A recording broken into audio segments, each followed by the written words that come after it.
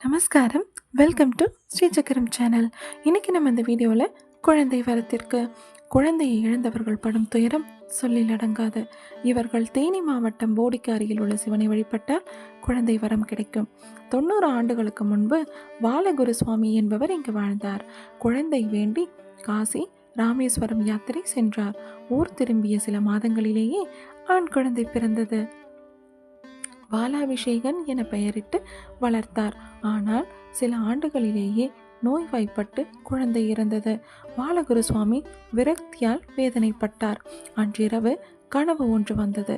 அதில் ஊரில் உள்ள குன்றின் மீது துறவி ஒருவரும் அவர் அருகில் இறந்த மகன் பாலாபிஷேகன் இருப்பதையும் கண்டார். பெயரை சொல்லி அழைத்தார். மகன் வர மறுத்தான்.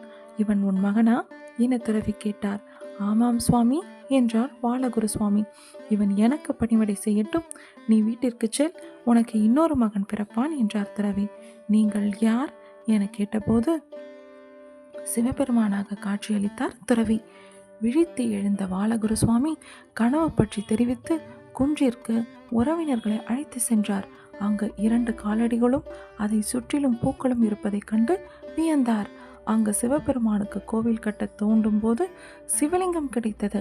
அதையே பிரதிஷ்டை செய்தனர். இதன் பின் பாலகுரு சுவாமிக்கு 5 குழந்தைகள் பிறந்தனர்.